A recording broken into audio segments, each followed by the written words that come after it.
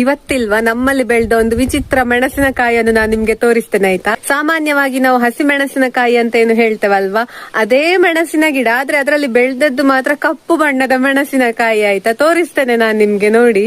ಇದುವೇ ಆ ಮೆಣಸಿನಕಾಯಿ ಆಯ್ತಾ. ನಿನ್ನೆ ಇದರ ಒಂದು ಅರ್ಧದಷ್ಟು ಭಾಗ ಕಪ್ಪಾಗಿತ್ತು, ಇವತ್ತು ಹಣ್ಣಾಗ್ತಾ ಬಂದಿದೆ.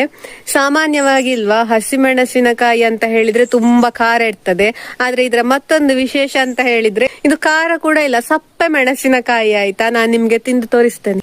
ನಾನಿದನ್ನು ನಿಮ್ಗೆ ತೋರಿಸ್ಲಿಕ್ಕೆ ಅಂತ ತಿನ್ನೋದು ಮಾತ್ರ ಅಲ್ಲ, ಈ ಗಿಡದಲ್ಲಿ ಹಸಿ ಮೆಣಸಾದ್ರೆ ಇಲ್ವಾ ನಾನು ಅಮ್ಮನ ಅನುಮತಿ ಕೇಳಿ ಒಂದೊಂದ್ಸಲ ತಿನ್ಲಿಕ್ಕೆ ಉಂಟಾಯ್ತಾ. ಸ್ವಲ್ಪ ಹಣ್ಣಾದ ಕಾರಣ ಸಿಹಿ ಸಿಹಿ ಕೂಡ ಉಂಟು.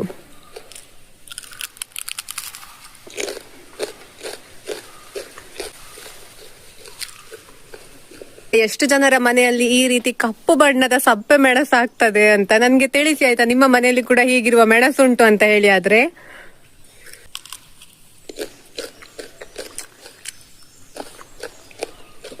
ನಾವು ಪೇಟೆಯಿಂದ ತರ್ತೇವಲ್ಲ ಹಸಿ ಮೆಣಸಿನಕಾಯಿ, ಅದರದ್ದೇ ಬೀಜ ಹಾಕಿ ಮಾಡಿದಂತಹ ಗಿಡ.